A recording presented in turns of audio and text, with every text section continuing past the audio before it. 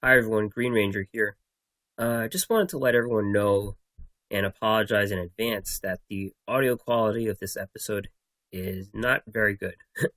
Um, you might hear some buzzing noises now and then throughout the episode, and also our highs and lows are kind of at opposite ends, so a lot of processing had to be done to try to get our voices on the same level.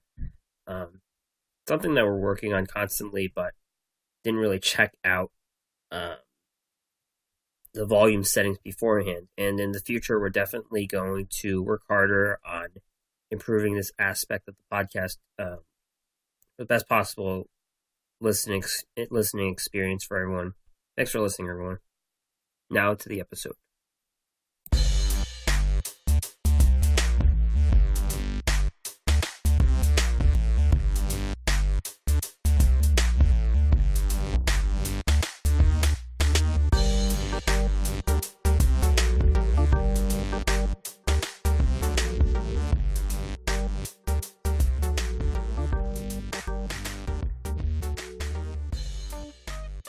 Hi everyone, today is October 21st, 2017, and this is the Duel Assessment, your podcast for Yu-Gi-Oh! Duel Links. My name is GreenRanger. And I'm DeckTech. And a lot of stuff has happened this week with the release of a new box and new events. A lot of stuff going on in the game. And also, most importantly, announcement of nerfs, limit lists, and balance changes. So DeckTech, last week you reached King of Games. How has the easy life been going so far?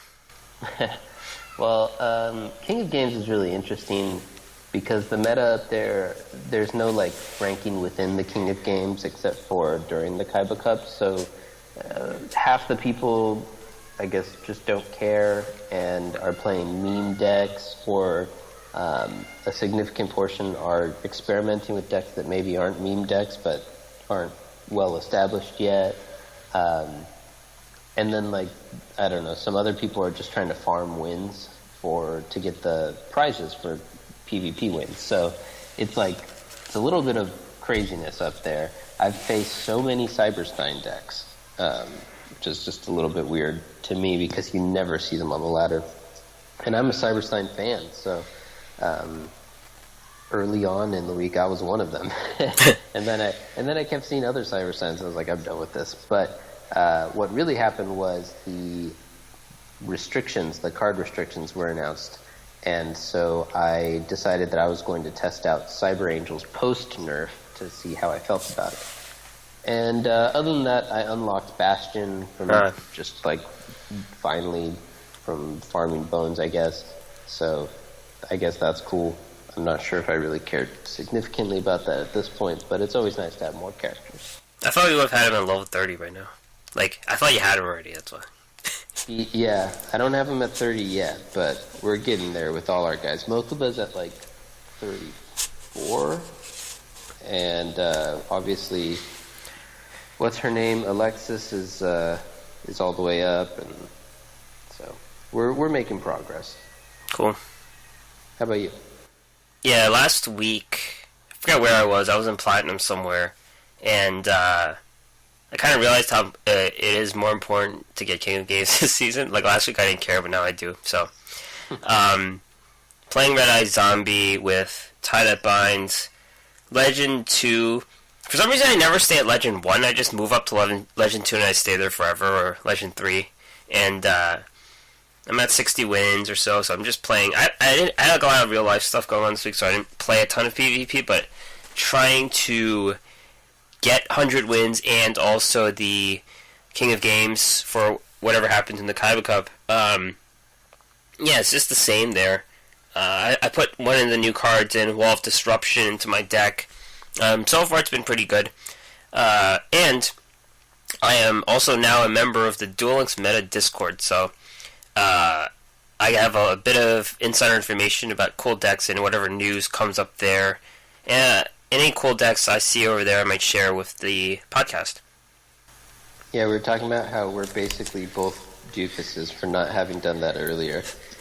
Yeah, I've had Amazon Prime for almost a year, I'd say. Yeah. Whoops. Yeah. All right. So this week, news-wise, this week in esports, last week there were 2 tournaments that happened. I think it was on Saturday, the Duel Links Meta Championship 3 happened on Sunday, actually. And it was the biggest event yet. Over 2,700 was earned or procured for the participants. And, of course, they put on a really good show every time. Production's pretty good for what it is, just a few people running it. And, just seeing new decks. And it's kind of funny because the decks they play there have a big trickle down to the meta, and that I'm actually seeing people playing, dinosaurs in Duel Links. I'm facing people playing dinosaurs, and it all came from this tournament, so it's pretty cool. First place, Kaido. They brought 2 Red Eye Zombies decks. One was beat down and one was Tie That Binds, though sometimes you would have a different deck, because Tie That Binds is better for smaller monsters and Beatdown's better for your tribute monsters, but he did both of the same new version of Red Eye Zombie, which has 2 Red Eye Zombies instead of 3, and you would have a 4th Searcher, so Samurai Skull is in there. I have 2 Samurai Skulls because I only have 2 Gozukis, but that's what the version looks like now. It shows that Red Eye Zombie is still number 1, I guess, even though Cyber Angels are here. Yeah, I mean, small sample size. It's always hard to say exactly what's going on, but he is running 3 enemy controllers in like you said, it's the same list for both of them. So in both versions, he's running 3 enemy controllers and 2 mirror wall. The mirror wall is a little annoying because the Cyber Angels don't have any back row removal, and the enemy controllers, as we both know, or as everyone knows at this point, is one of the best counters to Cyber Angels, because it either makes them significantly weaker because they're afraid to use their skill of Dakini, or it just can completely blow them out of the water by getting them with that flip, steel, and have Dakini kind of kill itself. So I think this is a really solid looking list. It's probably got, it's just a good deck, so it's got game against a lot of things, and it seems built to do well against the Cyber Angels as well. Yeah, just from my experience, this deck loses against, the annoying deck, the control deck. Let's just call it the control/burn deck that came out of countering Cyber Angels. I've lost a bunch against. I got denied Legend 3 because of that deck. You talking about the Amazonas thing? Yeah, that deck. Yeah. Gotcha. I can't refer to it by name, so. Yep. Second place, Tecumseh. Tecumseh probably made the biggest splash. Everyone was cheering him on in the tournament, and that's because he brought dinosaurs. And the dinosaur version that he runs isn't anything anyone has seen. It's super original. It's got Destroyer Source, it's got Hydrogeddon, Elemental Source, and Sergeant Electro. And how it works is basically a lockdown. The Sergeant Electros take up the back row. There's Floodgate Trap Holes. The Hydrogeddons are primarily like a swarm tactic, so they just keep coming out on the board. And they're 1900 with the field. He mentioned that Super Rush he runs 2 Super Rush Headlong, which is a card that kind of dropped out, but he mentioned it as a counter to the Amazonas Swordswoman. He also brought Mind Scan Cyber Angels, and this version has, Spell Shield Type 8, but he mentioned he was free to play, so he didn't, have a huge collection of cards, but it's a pretty standard list just having the Spell Shield Type 8. Yeah, this deck is almost exactly mine, which also runs Mind Scan, except he's got the Spell Shield Type 8 instead of the 3rd Senju, and I only have the 3rd Senju because I got super lucky. You guys might have seen, I posted it on Twitter, I got one of them within the first 10 packs of the box and just immediately reset. So I totally feel him, and it looks like a solid list for someone who is not quite 100% there on what they want. Yeah, it shows you could do really well with a limited collection, so, yeah. Yeah, I think that was kind of one of the things that people liked about Cyber Angels. Obviously, there were a lot of complaints about it as well. But one thing that was really popular is that it was a free-to-play deck for the most part. Obviously, you need a couple searchers in the Senjus and Sonic Birds, but if you've been around for a long time, you might have already had some of those. And so, and even if you don't, you can just, you can now focus on one thing that you need to buy, and you only need to buy one set to build this really strong deck. So I like that the free-to-play player is doing well with cheaper decks. And like you said, we've been seeing a lot more dinos now. A couple Reddit posts of people making King of Games with similar decks, and it's really cool to see that comeback. Yeah, and especially the dinosaurs he uses are kind of from different places. Like the Hydrogeddon, you would assume has to do with the Bastion, Water Dragon, and then the Destroyer Source was kind of a Rex card that didn't really fit anywhere, so you just put them all together and made something. Yeah, and he's also running Fossil Dig, which we don't usually see. I guess that's just to find whichever one of his guys he wants. Not exactly sure why. Yeah. I guess it's because he only runs one Elemental Saurus, maybe? I don't know. It's a little bit weird, because you could just... It doesn't seem like any of the dinos are significantly more situational than any of the others, so it's a little bit weird to me, but, whatever. It's cool. Yeah. Next person is Ocelot, and this is as standard as it gets for the decks. There is the Restart Cyber Angels, has 4 searchers. It's an extremely standard list. It has anti-magic arrows, I guess. I'm not sure if they typically run that. And then there's Red Eye Zombie. The 2 Red Eye Zombie version has anti-magic arrows. Oh, it's a beatdown Red Eye Zombie. Anti-magic arrows and Floodgate Trap Hole. Yeah, you can tell that this guy, since he runs 1 anti-magic arrows in both his decks, what he really likes to do is put a couple big guys on the board, flood it all for a 1-turn kill. And he's got good decks for doing that. Yep. 4th place, Greedo Sama. 2 Cyber Angel decks. First one's Mind Scan, and second one is Balance.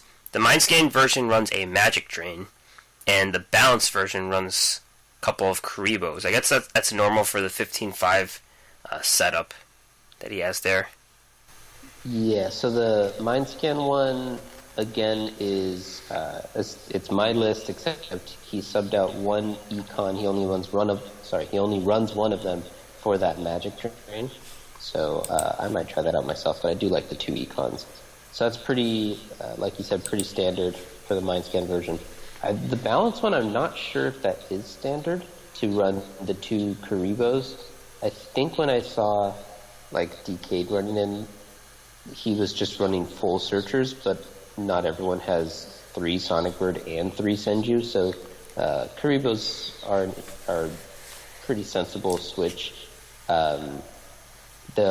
The ability to remove them from your graveyard to help you ritual summon stuff probably isn't going to come into play a ton with this deck, but really you just wanted 2 more monsters so that you can ensure that you start your game with 1 ritual and 3 monsters is essentially what the point of this is. Yep. And just to clarify, these are Sphere Karibos, because now we have like 4 different Karibos in the game now. So that's Sphere Karibo. The OP. 5th place, Masaryk. Double Red Eye Zombie. I can't read French, but I think it's Beatdown and Tie Binds. This is the version that is a bit of the older version, in that both versions actually run 3 Red Eye Zombies. There's an anti-magic arrows in one of them, but 2 or 3 econs, mirror walls, pretty standard list. Another 5th place person, Nameless. Ninja Control. This is the cheaper version of ninjas. So you got, a bunch of the 4-star ninjas. It has a Heavy Knight of Flame and 3 Ritual Sealing.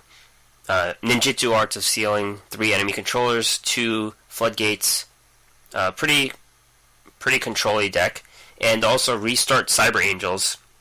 This version only runs 2 searchers. I assume this person doesn't have a ton of searchers. But they also run Spell Shield Type 8.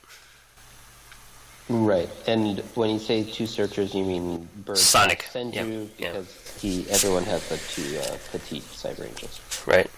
Yeah, this is what I would run, because I only have one of each. But I just never felt confident that it could beat other decks. But well, I think that's why he has to run Restart, right? If you have fewer searchers, you don't have the luxury of running. You don't have enough cards to make the balanced version work unless you're running a 10-5-5 split, which is not ideal, and you don't have enough searchers to run. Like, you don't have the luxury of running a Mind Scan or a Beatdown or whatever, because you have to use your skill to clear out your draws. 7th place, Jay Dizzle. He brought the Amazon Burn Control deck. I think this is pretty standard. They run Amazoness Willpower now. I'm not sure if Blast Held by Attribute is a standard card in this deck, but there it is. And Red Eye Zombie.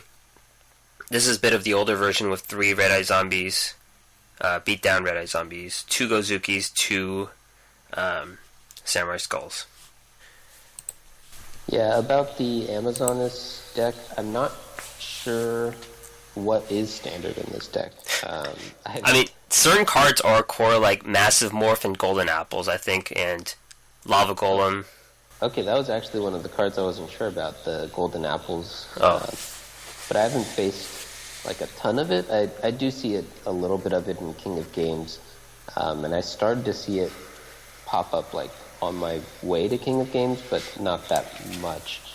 Definitely, obviously, you want the 3 Amazoness and the 3 Massive Morph. That's definitely part of the core. I've seen a lot of Half Shut as well. So, in case you don't know how the deck works, by the way, the Amazoness says your opponent takes damage from battle with this monster. So what you do is you play the Amazoness, and it's good against the Cyber Angels because a lot of the Angels have piercing anyway, or at least you can give them piercing, and so you can play it in defense mode or in attack position. But against other decks, you have to put it in attack position, and then you make their guy huge or your Amazoness small with cards like Half Shut, and so they take a bunch of damage from attacking into it. Yeah, Lava Golem and Star Stingray, I've seen this exact version. Pretty good. Yeah, and it makes sense because this one runs Destiny Draw. I've seen versions with, what's it called, the Parasite Infestation instead. Right, yeah. So if you're running the Destiny Draw version, it makes sense that you would leave the board open so that you could take a hit, and then you would make the Golden Apple to bring it back and you get whatever you need. So that makes sense. Yeah. The other 7th place person was Rare Hunter, and Rare Hunter brought Balanced Cyber Angels. This one is a full searcher, almost full searcher. It's got 3 Senjus and 2 Sonic Birds, 2 Econs. Only 1 Cyber Petite Angel. I'm not sure about what the reason is for that, but it has to be just that he didn't level her up all the way. There's no reason why you would 100% cut one of the birds for an angel if you want this split. Yeah. And even this split's a little weird because he's got the 2 extra econs in there, which don't 100% make sense. So I think it's just because he didn't level her. It happens. Yep. To some people, I guess. Not you. For the other deck was Beatdown Red Eye Zombie. Very standard list. No Wyverns, though. None of those extra 1800 guys. Otherwise, very standard. Triple Mirror Wall. That's something. And then there are some other featured decks. Hitbox brought a what is this? Hazy Flame. Hazy Flame Beast Rising deck. So, you got your, I don't know what this tiger's called. Spirit Tiger? Flame Tiger. Flame Tiger, Canine Tor, and Beast Rising. Hazy Flame. An interesting deck. The Beast Rising lets you kind of recycle your guys so that you can continue to take advantage of the Sphinx's ability to bring it back. I ran a good amount of Sphinx, Hazy Flame Sphinx, back before I switched into the Cyber Angels on the dark side.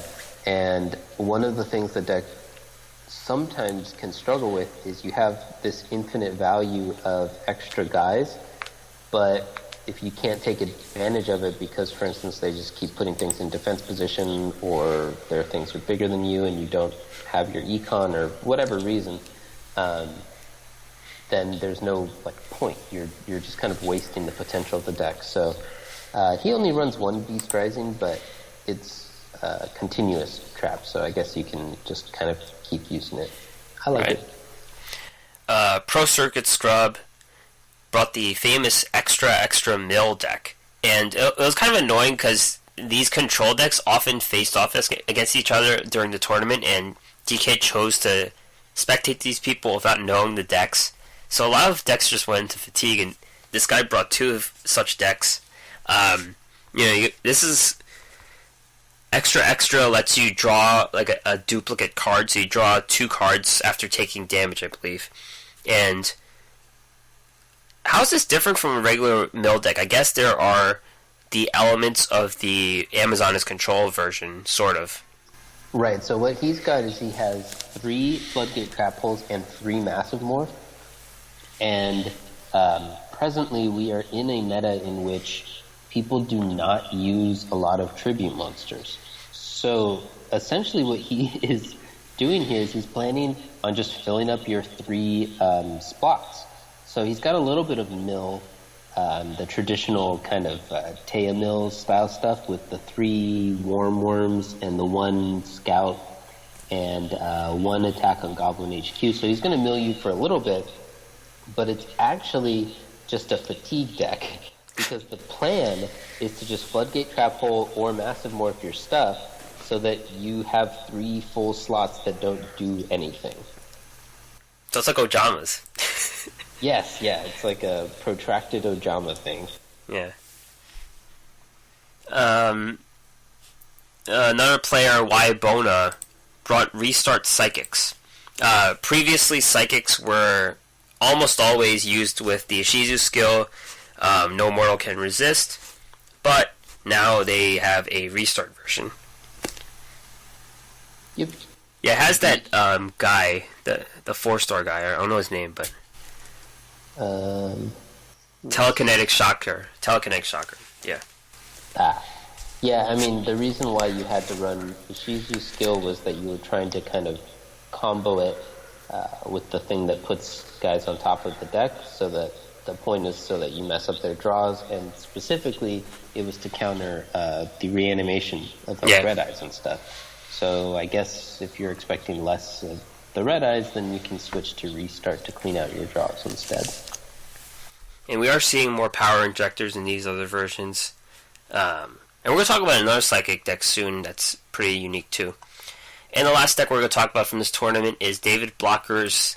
I don't even know what you call this deck. It's a control deck, but let's just talk about the cards. There's Card Guard, there's Boxer, there's Pump Princess, there's DD Warrior, Enemy Controller, Floodgate Trap Hole, Mirror Wall, Magical Arm Shield, Curse of Anubis, and Windstorm of Vedequa. Yeah, it looks like it's just kind of good stuff control. It's kind of reminiscent of old Yu-Gi-Oh! Where you would just kind of play the best cards, except this guy doesn't really have a finisher so much as just a bunch of things that cause issues. I do think the Boxer is a good combo with the various cards that put things into defense position or weaken things, because the plan there is that he can just kind of live forever because all of your opponent's guys just get weaker and weaker because of Pump Princess and stuff. So seems like a really annoying kind of slow deck, but I like the creativity in building it. Yeah, I played Boxer when I was playing my short spree of Magnet Warriors, and it just stuck on the board forever. Like, it just never died. Yeah, I mean, I guess that's the plan. Yeah. Go Boxers. So that was that tournament, and we have all the deck lists and the recap at their website. Duel Links Meta is also having their subscriber tournament to win that box of stuff they got, and this is expected to happen on Tuesday at 2 p.m. Eastern. It's still undecided as of now, but that's what they're saying right now. One deck best of 3 single elimination. And then the Reddit tournament happened also on Saturday or Sunday, I forget which day. I think it was Sunday. And first place was a Floon with Red Eyes Zombie. Let me pull this deck up.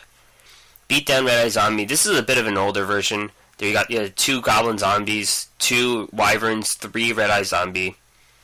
Otherwise the same. 3 Econs to take on Cyber Angels. And they also brought Bandit Psychics. And Bandit Psychics, let's see.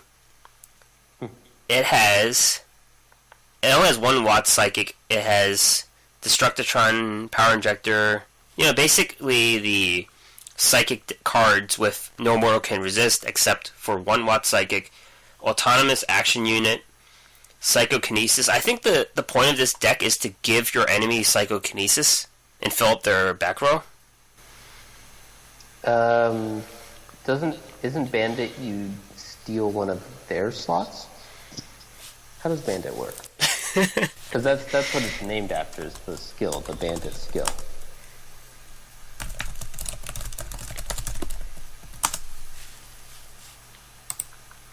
Select and take control of 1 card set in your opponent's spell and trap zone. Yep. Right, so it's just for a little bit of card advantage. You get to steal their thing. And obviously it has a life point requirement, but you have Psychics. You're using your life points a lot, so you get to activate it whenever you want, basically. Yeah, gotcha. Second place. Yeah, go ahead. Sorry, before you move on, I like that it's kind of like running anti-magic arrows, except you don't have to draw it or dilute your deck. You can just do it whenever you want, because often there will only be 1 or maybe 2 things set, but people don't usually set like a full back row, especially not early on in a game. So if you get you can set it up so that you can win very early on, and that they won't be able to do anything about it. I like it. Yeah, this deck, what I was going to say is that this deck could lose life points really fast. Like, it has so many ways to lose life points, but I guess that's why it just depends on a fast start. Yeah. Second place was Stay True, and, let's see. Stay True brought, Destiny Draw, Amazonas. This is a version that you see a bit as the Mask of a Cursed, Lava Golem, Amazon's Willpower. Yeah, yes, this is a pretty standard version. Golden Apples. And also brought Balanced Cyber Angels with Cursed Seal of the Forbidden Spell. 3 Searchers, 2 Senjus and 1 Sonic Bird, 2 Cyber Petite Angels. Third place is Jack. See, I don't understand this. This person brought 3 decks and the other ones brought 2. So, maybe I had to play all 3 of his decks, but, Balanced Cyber Angels. Yeah, 4th place also brought 3 decks. Yeah. So I think we might have just missed one on the others or something. Yeah. Balanced Cyber Angels, 3 Senjus, no Sonic Birds, with Solemn Scolding, Spell Shield Type 8. Ojamas. We're starting to see some Ojama decks.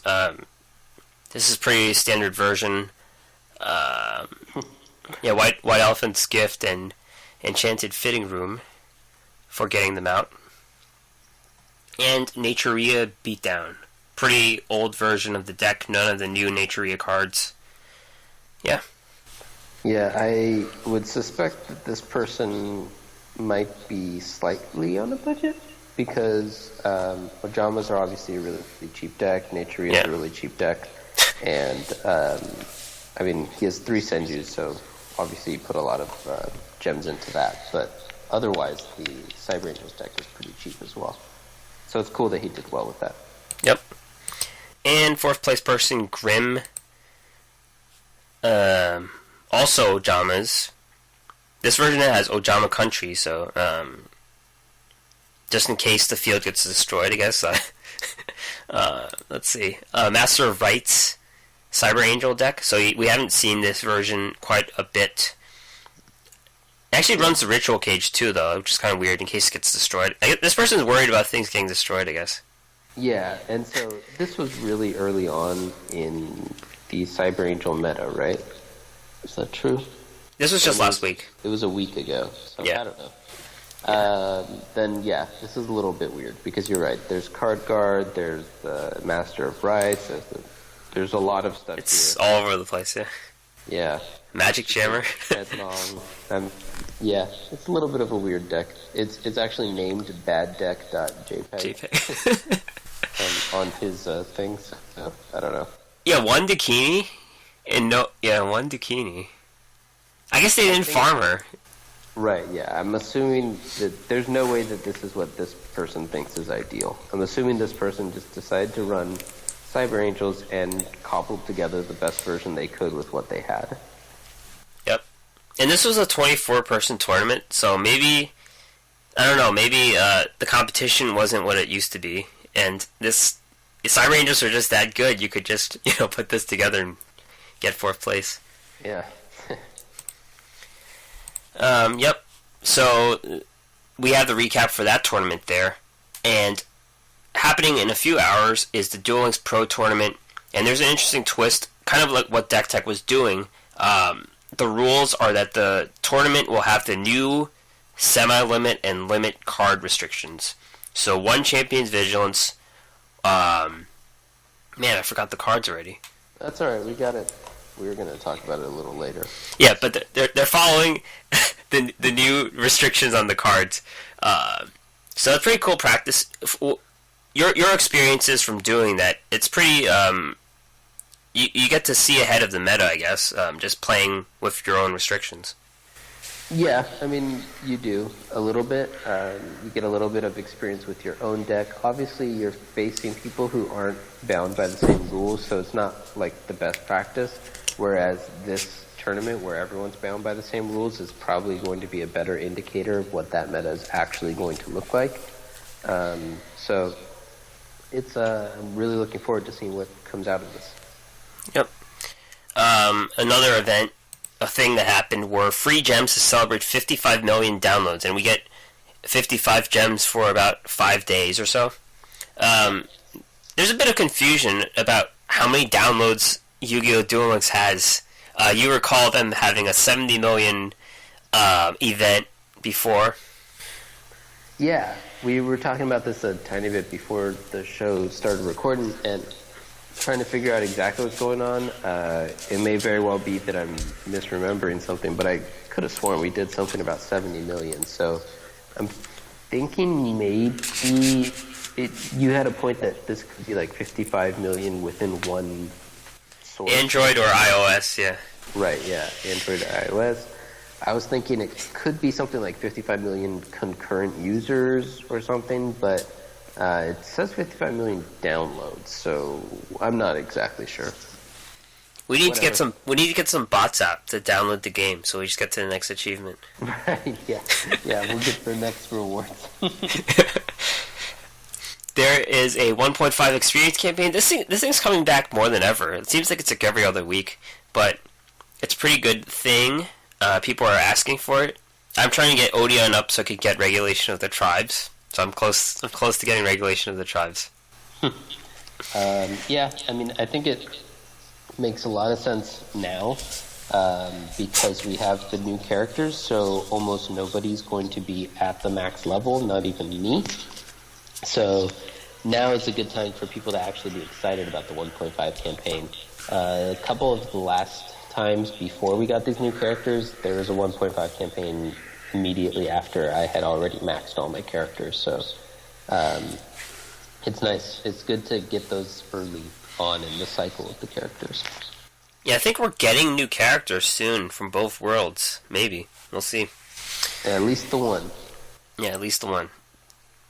Duelist Chronicles. The second time this event is back, but the difference is that there are not only new rewards, but Bones is in the game.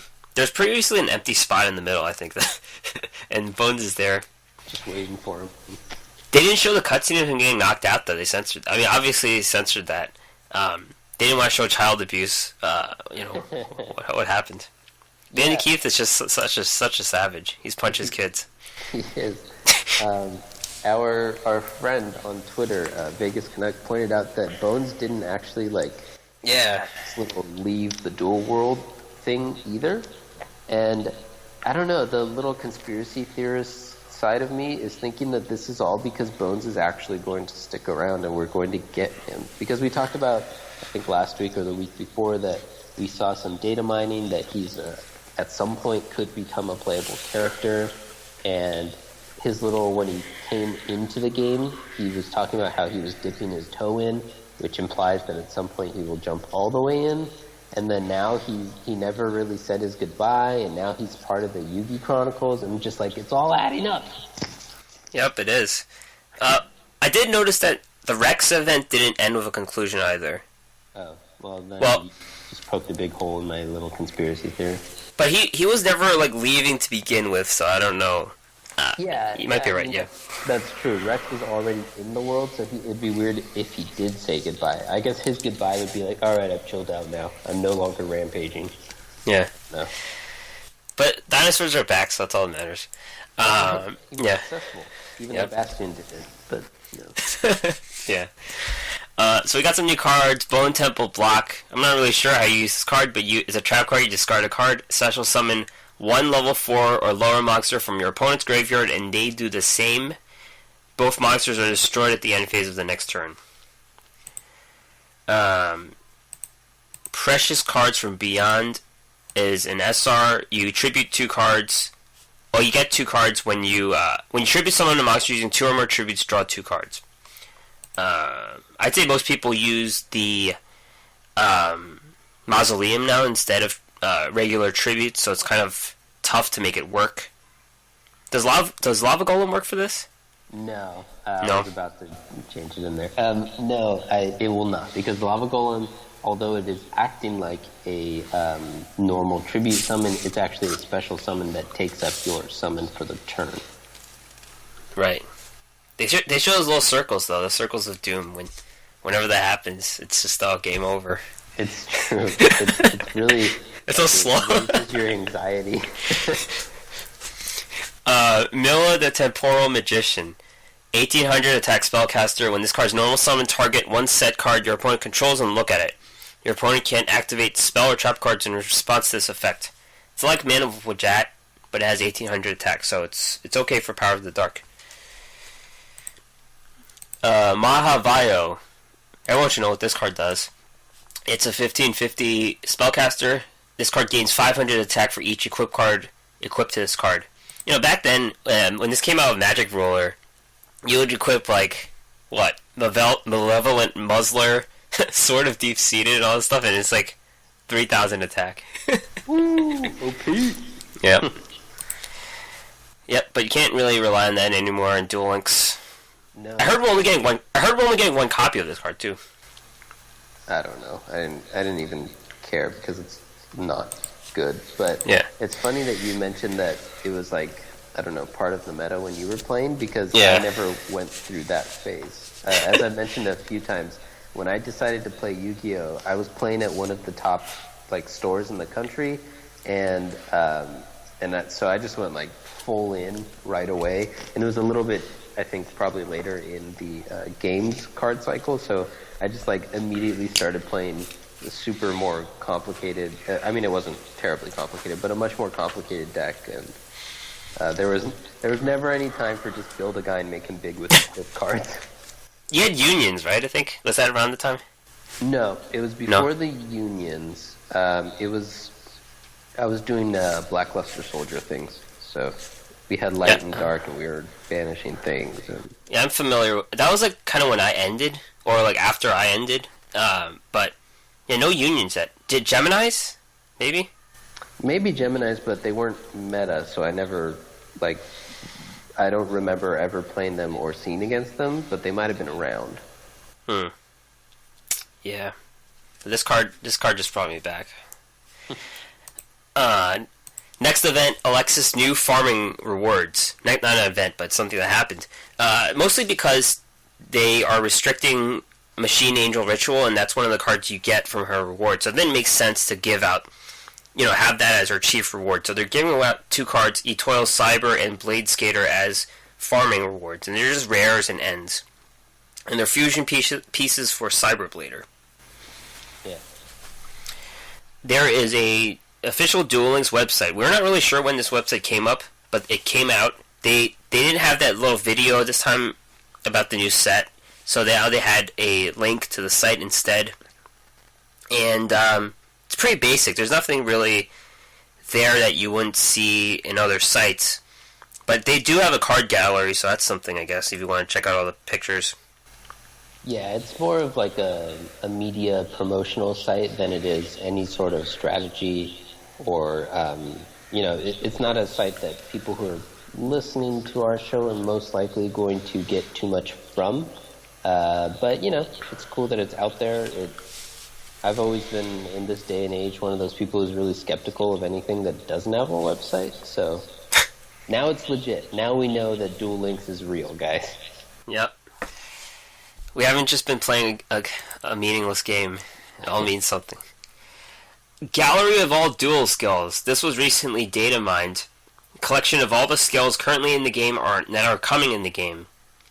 And there's some really cool ones. Dark Camo, Bakura skill. Any dark attribute monster you normal summon, flip summon, or special summon becomes invisible to your opponent for 1 turn. It's crazy. What does that even mean? They can't see it. They can't see their attack or defense. They just have to attack into it or something. Okay. So because just from a gameplay mechanic, it's just weird, right? Because you would need to know if there are monsters on the field. Yeah. So it's not like literally invisible, because otherwise you'd be attacking directly, and then the game would be like, you can't do that, and you're like, why? But I guess it makes sense that it would kind of just show. It would show as any monster being probably like a face-down monster, except right. They're not face down because they're in an attack position or something. They should have question marks where the attack and defense are. That'd be cool. Yeah, something. I agree that it should have some sort of special indicator of some sort, so it's not... Because you can still play things face down, and there should be an indicator both that it's face down and that it's being camoed. See, this actually happened in the anime, and what Yugi did was he basically catapulted something into the Castle of Dark Illusions, and it dropped into all the invisible monsters. Yes, yeah, that sounds like a viable strategy for countering this skill. There's a Merrick skill called Blindfold. Activates when the combined total monsters sent to the graveyards of both players reaches 10. So that's kind of hard to do. Opponent becomes unable to see your life points or their own until the end of the duel. So you basically break out the pencil and paper at that point. Right, or the calculator. We always did it on the calculator. Oh yeah, right. Right. So those are the really cool ones. And there's actually some bone skills, too. It's all adding up, man. It's all adding up. Right. The bone skills are like Zombie World and stuff. It brings out the field Zombie World. And there's another character, Jesse Anderson, I believe. He's a GX character. But he has a skill called Meet My Family. And you basically shuffle, 1, 2, 3, 4, 5, 6, 7, 8. You shuffle 8 cards into your deck at the start of the duel. Wow.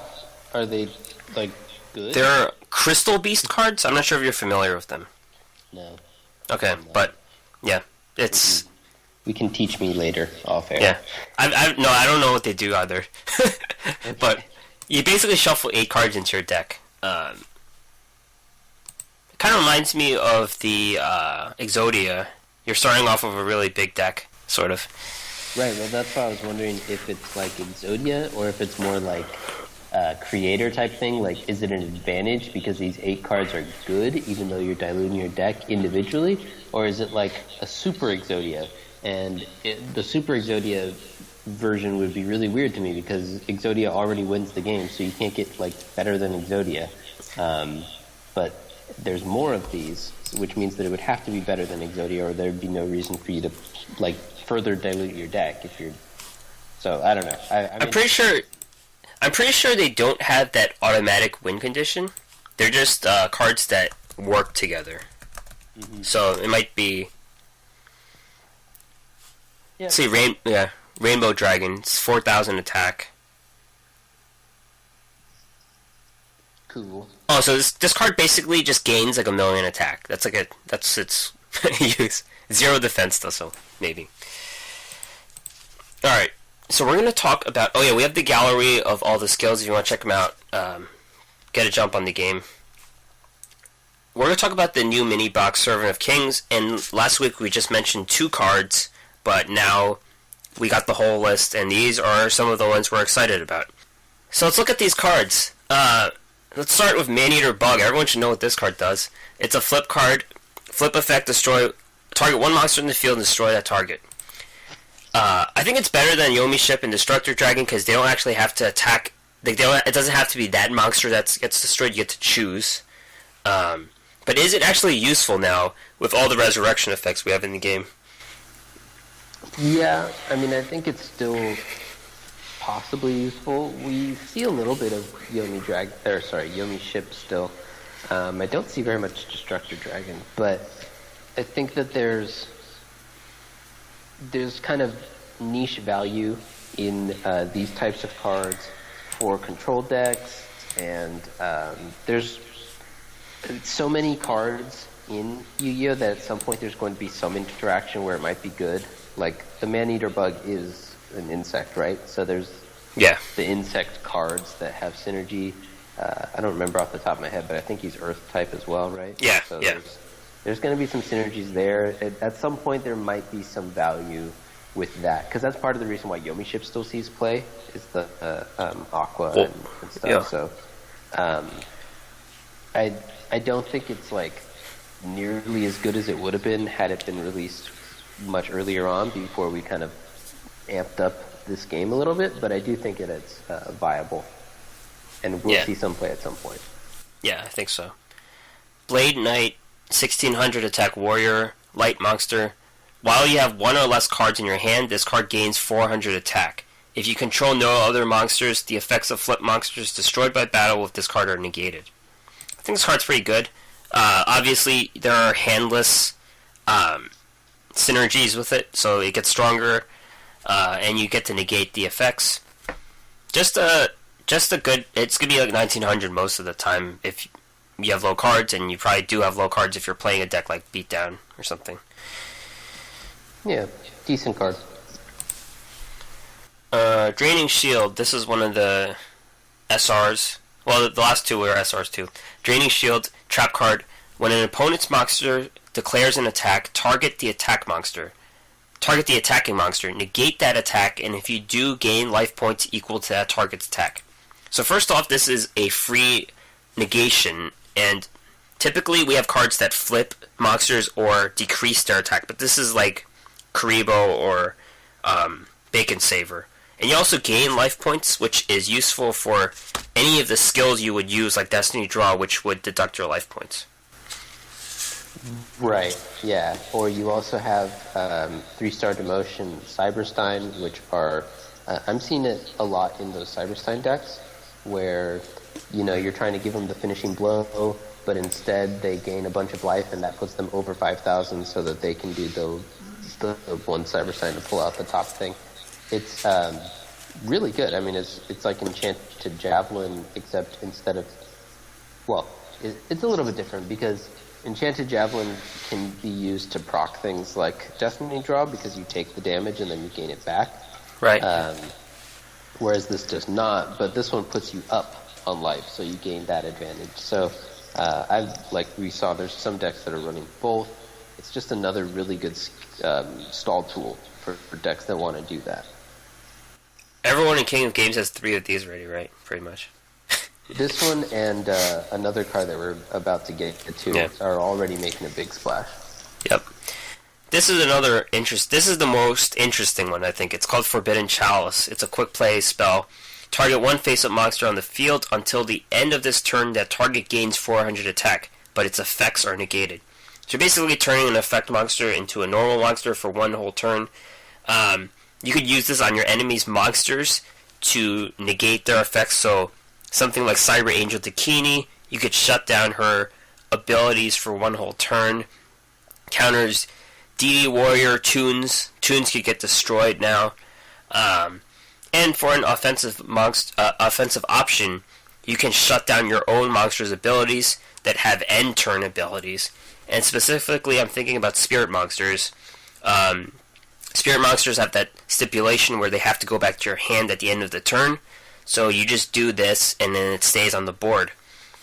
Ill Blood, same thing. You use it on Ill Blood, and if they destroy Ill Blood, the other monsters stay on the board.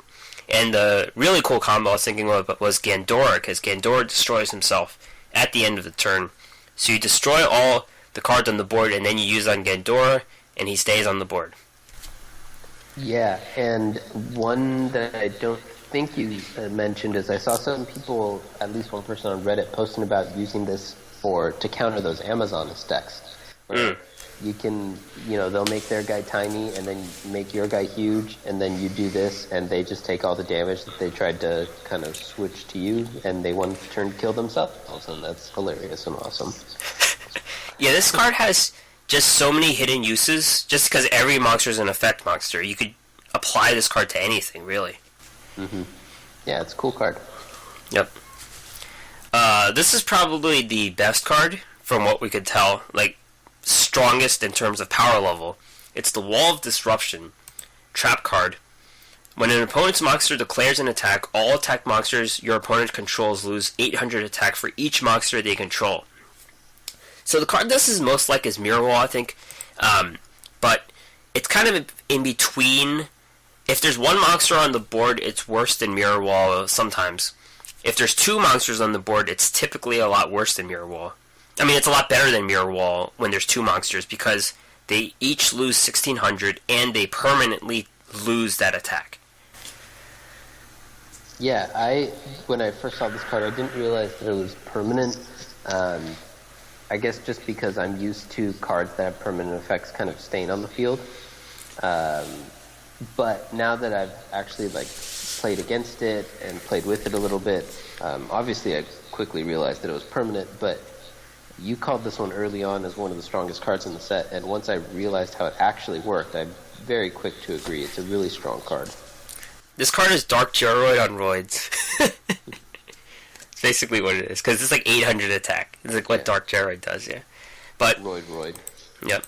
It's definitely going to be a component of control decks, because it turns all of their monsters... let's say you're playing Red Eye Zombie, you're typically hitting with two things, and then they have, your Red Eye Zombie is going to have 800 attack. And it also works as an extra Mirror Wall. It might just be better than Mirror Wall, I think. Yeah, I mean, there are some situations where one's better and some situations where the other's better, but it definitely is a really strong card that is now going to go into that conversation that's always, almost every deck, what they'll do is they'll build their deck, and then there's 2 or 3 slots for traps, and you're like, okay, well, Windstorm or Mirror Wall, or what do I want here? And now there's Wall of Disruption as well. Yeah. I think this card is out when there's a meta where there's just one big monster, because they just lose the 800.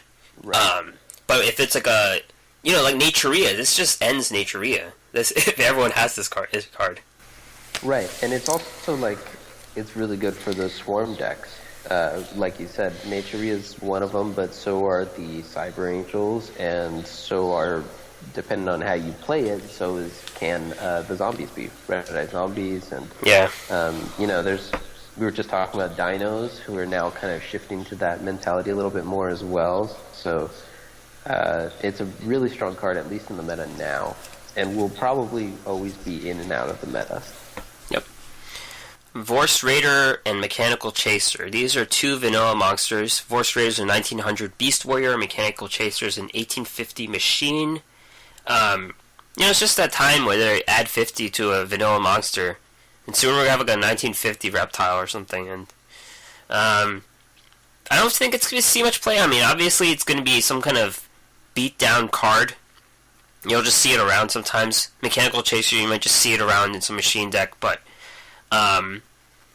nothing too important, just primarily because of their types. I think it's like a Beast Warrior. Canard Tor is a Beast Warrior, but you typically run Fire Monsters in the Hazy Flame decks, but, you know, it's just power creep. Yeah. Sort of. Yeah, I mean, it definitely is. Peten the Dark Clown, 500 attack, 1200 defense spellcaster. When this card is sent to your graveyard, you can banish it from your graveyard and special summon one Peten the Dark Clown from your hand or deck. So it's like a deck thinner and also leaves a monster for tributes, I guess. Right, yeah. I like this one. Mystic Swordsman. So there's 3 Mystic Swordsmen, level 2, 4, and 6. And they basically have the same ability where they attack a face-down monster, you can destroy it instantly. So it's like Suzuki's Samurai. Let's see. Level 6 has an extra ability, 2300 attack monster. If you destroy a face-down monster, you can send it to your opponent's, the top of your opponent's deck instead of sending it to the graveyard. So that's its ability. Yeah, this was one of those cards that was actually around back when I played IRL. The level 2 one was actually played, I think maybe even more than the other ones, but that's just because there were so many like flip monsters and stuff back when I played. Specifically, I forget her name, but the one female Fairy Lily? No, No, the one that when you flipped it, you got a spell back. So Magician of Faith. yeah, There's also Mask of Darkness. yeah, for Mask of traps. Darkness too, but she was like everywhere. So because of that, I think the level 2 saw a good amount of play, and maybe if we get more strong flip monsters, that'll happen in this game as well. It could just exist on its own, right? Like the level 2 would just be a tech card in some decks. Right? Yeah, that's what I'm saying. That's kind of I think what I saw more of back when I was playing. Gen X. So there's a bunch of new Gen X monsters in this game. Let's see how many there are. There's Blast Fan, Power Planner, Turbine, and Worker. And if you are familiar with Electric Overload, they gave us a bunch of Gen X cards there too. I've seen some decks with Gen X Turbine, Blast Fan, and Power Cell. Power Cell gives 500 attack to Dark monsters. Turbine gives 400 attack to all Gen X monsters. But Turbine's not a Dark monster, so I don't know. It's just an archetype that existed in the TCG, and a lot of people were excited about it, but we don't have synchros and tuners right now, so it's just like random machine cards, basically, in Duel Links. There's not much you could do with them here. Machina is another archetype. There's Machina Sniper, which is an 1800 attack monster. Machina monsters cannot be attacked except Machina Sniper, so they all have to attack the same monster. And then there's the card Machina Soldier. When this card's normal summoned, while you control no other monsters, you can special summon one Machina monster from your hand, except Machina Soldier. So you would just bring out the Sniper and the Soldier, and the Sniper gives protection to the Soldier. I guess that's what the interaction is here. And there's also a really big card called Machina Cannon, but I don't think it's worth it. You just have to special summon it by tributing stuff. System Down. Magic card, pay 1,000 life points, banish all machine-type monsters your opponent controls and in their graveyard. So this could be one way to farm Bandit Keith, I guess. Terra Tiger, the Empowered Warrior. 1800 attack warrior. When this card is normal summoned, you can special summon one level 4 or lower normal monster from your hand into defense mode. Alright, Snow Dragon, Snow Dust Dragon, and Snowman Creator, they kind of have this ice counter ability. I've seen Snowman Creator in Ice Barrier decks. And basically what it does is, when this card is summoned, you can create a number of ice counters equal to the number of water monsters you control. Place them on face-up monsters your opponent controls. Then, if you place 3 or more ice counters by this effect, you can destroy one card your opponent controls. Yeah. It seems like there's like a lot of setup to those cards, but they kind of fit into the uninteractive thing. Locking down. Ice Barriers is already kind of uninteractive, so this kind of fits into that theme. Yeah. There's too much interactivity in this game now. Right. And I'm a little bit confused as to how that one works, but I'll check it out. Yeah, there's a video I saw basically where they just comboed someone off and they won in one turn or something. Classic ice barriers. Yeah, I think I'm ready to play Ice Barriers. I just need one Murray of Greed, I think. So I'm buying some Age of Discovery to try to get one Murray of Greed. Yeah, I mean, it's not like meta anymore. Do you think it's going to come back once these nerfs are live? Or these changes? The thing that sucks is that balance is getting nerfed, but you could kind of do like a 15-5 setup, so it doesn't really get affected as much. But it's still only creators in the game now, so maybe. Maybe. Or maybe you'd even just switch to like restart or something. Yeah, I'll see. And now we're finally going to talk about the balance changes. Literally, balance is going to be changed. Konami, we mentioned last week how Konami has the philosophy of putting in new cards to counter the meta, but now they actually, I guess things got out of control, so they decided to step in and make some changes. So first, there's going to be limits to 3 cards. Champion's Vigilance, Machine Angel Ritual. Both of these cards would be limited to one per deck. And Red Eye's Spirit is a card that's going to be semi-limited to 2 per deck. There are also going to be changes to 2 skills. Creator, which is a Pegasus skill. Right now, once you take 2,000 damage, you can draw 1 card from outside your deck, and this card is either going to be Magical Arm Shield, Breaker the Magical Warrior, Defender the Magical Knight, Dunamis Dark Witch, or Harpy's Feather Duster. I think, so they're going to be updating these cards. I think Dunamis Dark Witch, Breaker, and Defender are probably going to be out, and they're just going to put in some stronger monsters in that place. Magical Arm Shield is definitely out as well, right? Because that's like a card in the deck, or in the game now, isn't it? Oh, yeah. Well, this one, Magical Arm Shield came out, I don't know when it came out. It was one of the earlier sets, I think. So maybe that was more for flavor than anything else. But the point is, the whole point of the skill is that you are, because obviously you're giving up using some different skills. So the whole point is that if you use the skill, you can get this really powerful card, maybe once or possibly twice per duel. I'm not sure if it lets you do it more than once, but the 2,000 limits it a little bit. But anyway, the point is that you can get a really powerful card. So now that there's been a bit of power creep, these cards aren't actually that powerful, so they're going to update it to give you stronger ones. Yeah, it would be cool if they gave you like a 2,000 attack monster instead, or something like that. Yeah, I think the nature of the skill that it requires you to take 2,000 damage means that the control options are generally going to be the better ones. So Harpy's Feather Duster, if they went totally nuts and gave you like a Regeki or something, those types of things work better for the deck, because by the nature of taking 2,000 damage, you're most likely going to be behind. So a card with that sort of comeback mechanic, I think, makes more sense than just a 2,000 beater. But I do think you're right that they're likely to add a 2,000 beater into it, because they obviously already had that notion with the Dunamis Dark Witch. Yeah. And also, this is the most important one, the skill balance is going to be changed. And all that they say is that the balance skill is going to be more random. So, in balance, you're starting out with 4 cards.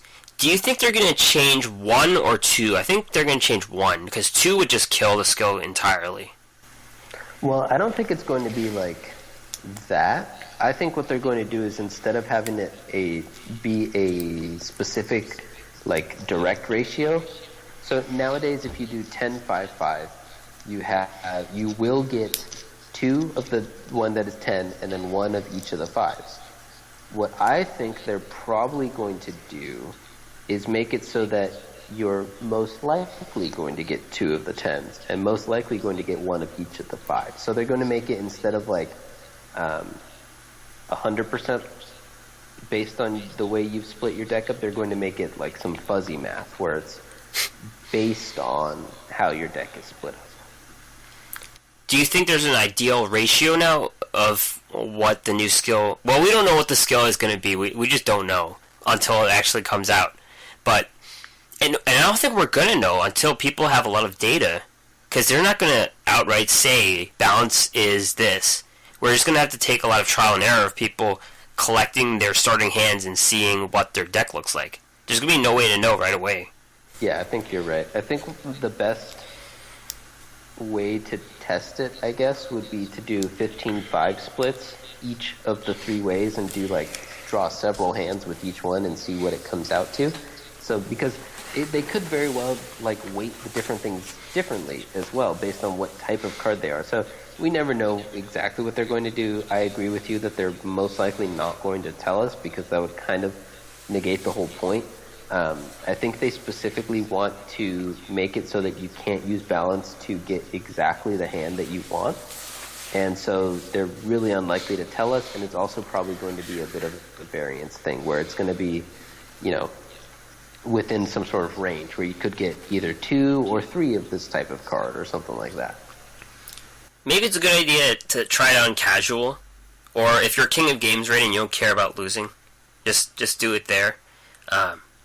It'll be crazy if they balance it by rarity. That would be. I mean, there's already the conspiracy theory, I guess, that they do that, where they make it so that the rarer cards show up more frequently, just so I guess so that you feel better and want to get more of those cards, I guess. I'm not sure, but we will maybe see, I guess, if we can figure this out. Yep. Alright, so now that we talked about what the changes are, what does it all mean? So there's one thing that I totally forgot to raise with you before we started recording, but I was curious as to the limits and semi-limits. They're a little bit weird in this game, where, as far as I understand it, if it's limited to 1, that means you can only run 1 card that is in that pool of limited to 1s, right? So you can either run Champion's Vigilance or Machine Angel Ritual. Like if you want to combine them in the deck? Right, obviously no deck exists for those 2, but just because that's the ones that are in front of us now. If you wanted to combine them, could you do so? I think so. Okay. It should be right. It's just one of that copy. It doesn't. You could cross it, I think. See, that's what I would have assumed, because that's what is the easy to understand version. But yeah, I'm pretty sure that it's a little bit trickier. I think it's like you're only allowed, and it might be the semi-limited or the limited. I'm not exactly sure how they work in this game, but I don't think that it's as straightforward as that, where you get to run 1 of each of these and 2 of each of those. Yeah, I think you need experience from the TCG to know exactly what goes on. If you play like in an official tournament where they say these cards are semi-limited, and you would know how to build your deck, because they had a lot more limits back then with the paper version. Yeah. If you know how bans and restrictions work, let us know. Yeah, we have no idea. But it's hard to predict, what's actually going to happen. And we got, we're getting new cards. We're getting new Bones cards. They are going into the meta, actually. It's very funny. But who are the losers and the winners of these balance changes, from what you could tell? Okay, so I'll get into that in 1 sec, but I pulled up the forbidden/limited list changes so we get it out there, and it reads limited, and then in parentheses, only 1 card from the limited list can be included in your deck. Wow. And then semi-limited, only 2 cards from the semi-limited list can be included in your deck. So the way that I'm reading that is that within the entire limited list, you can only run 1 of those. And then within the entire semi-limited list, you can only run 2 of those. And I guess the lists don't overlap because you can have 1 of the limited and also 2 of the semi-limited. Right. Is how I'm reading it. Which is a little bit of a weird way to do it. So the other card is Restructor Revolution. That's the only other limited card that's to 1. So now we have... You can't combine Restructor Revolution with Champion's Vigilance or Machine Angel Ritual. Right. And so now that we can get into the predictions for the meta, one prediction is that the only deck that exists that is affected by those, by the various limitations, by both, by multiple limitations, is the Balance, vanilla, Red Eyes. It is Right. destroyed because it's getting hit by the balance nerf, whatever change that is. We don't know how impactful that'll be. But very importantly, it is getting hit by the Red Eye Spirit limitation and, most importantly, the Champion's Vigilance limitation. Right. Basically, the whole point of that deck, the whole reason why you would run it competitively over the other Red Eyes builds is so that you could run the 3 Champion's Vigilance. Right. Yeah. The other reason is for budgetary reasons, but you're going to have to switch over to something else if you want a budget deck that can compete. Other losers include obviously Cyber Angels, because it was directly targeted by the change to the Machine Angel Ritual, and also to a lesser extent to Balance, because a lot of people were using Balance as one of the skills for it. And any other deck that runs that is based around Champion's Vigilance. There are also going to be a few losers just kind of based on those other decks falling out a little bit. The Amazoness Burn had a really good matchup against Cyber Angels. That was kind of the reason why it came to fruition, as did Horus. So if Cyber Angels gets down, those ones will as well. We have here Ojama King Cyberstein. Did I add that? Did you? Why is that there? I'm not sure. Okay. Must have been me being... Playing too much King of Games. Yeah, playing too much King of Games. I'm not 100% sure why I thought that one would get weaker. Oh, I'm an idiot. I know why. Because of Balance. That deck, at least the version that I was running, really liked to capitalize on the Balance skill, because you had a 60% chance of starting with your Cyberstein, and then you would run a couple life gain things, and so you would curate your list so that you would guarantee, or 60% chance of starting out with the Cyberstein activation. So obviously they can't do that anymore. Going into it a little bit more, for the Red Eyes, like we said, the vanilla version is just dead. The Red Eyes Zombies version, though, is still kind of around. And you've played a little bit more of that than I have. So what do you think about Red Eyes Zombie and these changes? So I think Spirit limiting to 2 is actually okay right now, just because there are other ways of getting Red Eyes Zombie out. And right now we do have the most modern version does run 2 copies only of Red Eyes Zombie, so it's less integral. You could run more Red Eyes Wyverns in the deck to act as the Spirit. And I think because of that, the Tie That Binds version is going to be more strong and it's going to show up more than the Beatdown version. Either it's going to be fine on its own, or it might actually work with Gemini Zombie, because you could use Ill Blood to bring back the zombies. And there are more tools now to help Ill Blood stay on the field, like Call of the Mummy, Swing of Memories, and Forbidden Chalice. So those are all ways of getting out Red Eye Zombie other than Spirit. Cool. And the major, I guess, meta deck that is changing that I'm more familiar with is the Cyber Angels. And as I mentioned at the top, I've been kind of experimenting with it a little bit post-change. It actually doesn't lose anything in terms of the raw number of ritual spells, because you still have Sprite's Blessing, which allows you to ritual summon any light monster as long as you have the exact amount of stars. But what it does lose is the Machine Angel Ritual ability to save your monsters. A lot of recycling ability, because the Bikini can recycle either a ritual monster or Machine Angel Ritual, but it can't recycle the other ritual spells. It hurts you in the flexibility of not needing the exact stars that Machine Angel Ritual will let you over Ritual if you need to, which, since a lot of them are either the same stars or kind of they add up pretty easily, it's not the hugest hit, but it does weaken the deck a little bit.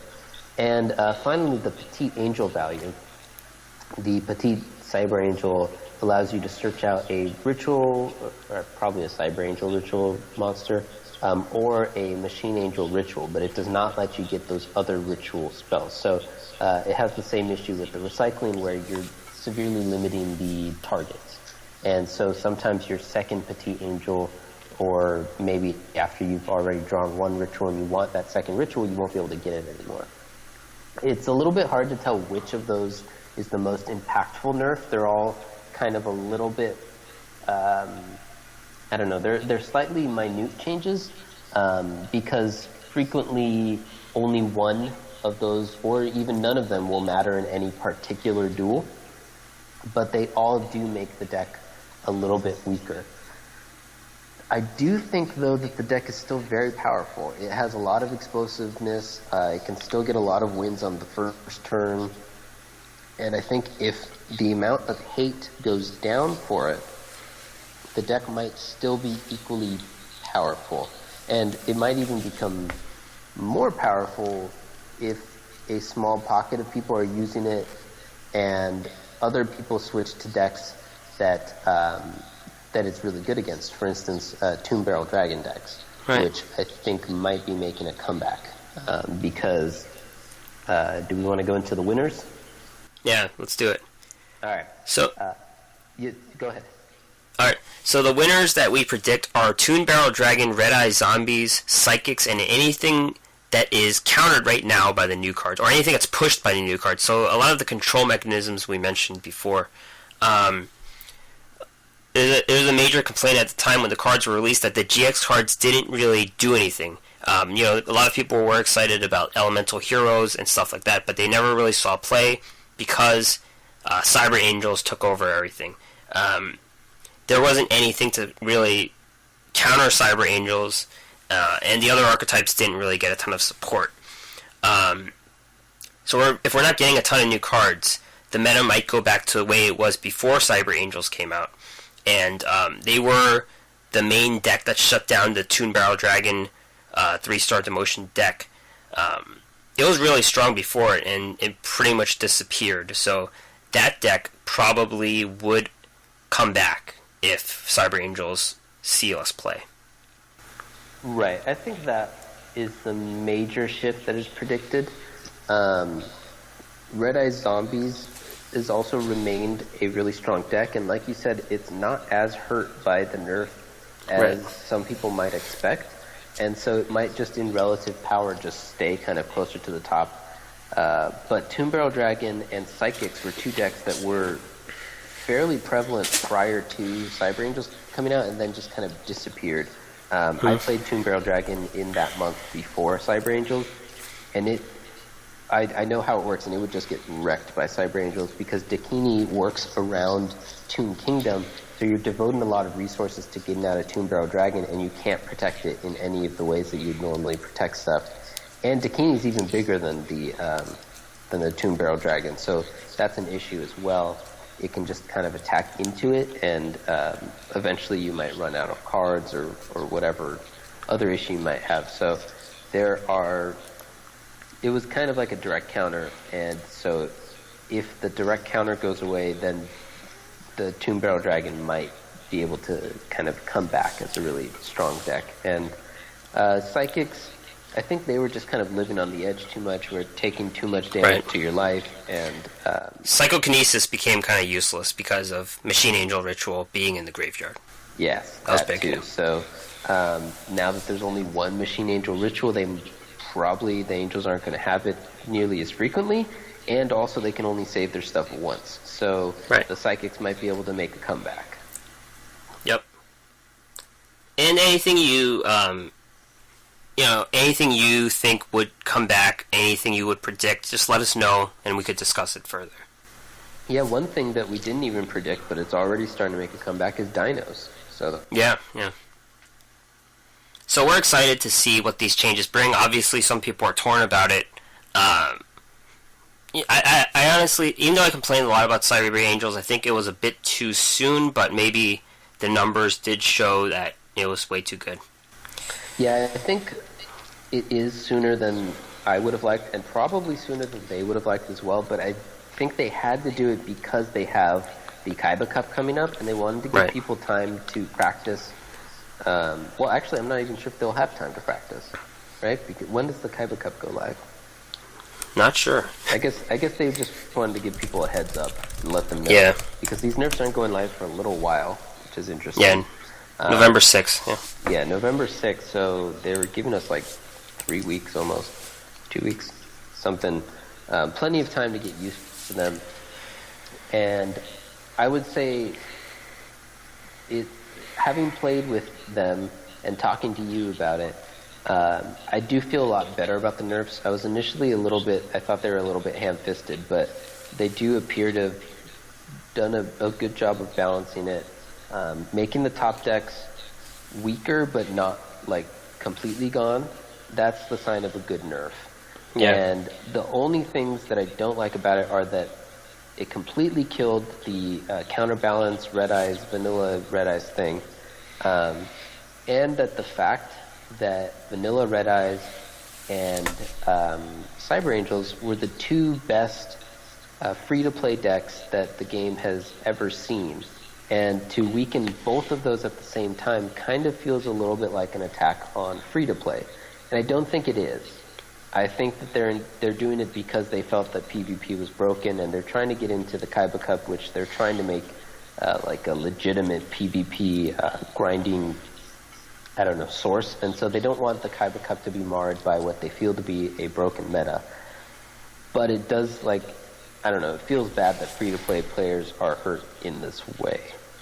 Yeah. I mean, we'll see. We have faith in Konami right now that things would work out the way it should, and free-to-play players would have other outlets to go to for their decks. Yeah, definitely. Yeah. Been very impressed with how they're handling balancing and stuff.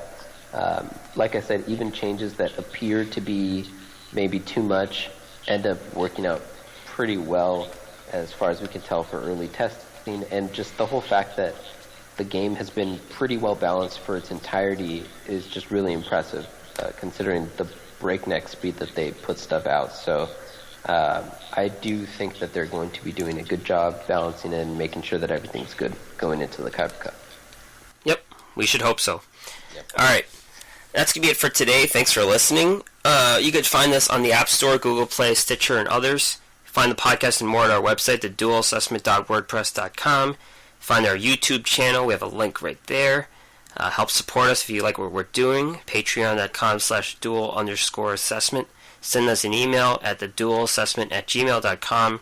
Or you could find us on Twitter, duel_assessment, me at GreenRanger HS, and DeckTech at HS DeckTech. That's right. All right. Thanks for listening, guys. See you guys next time.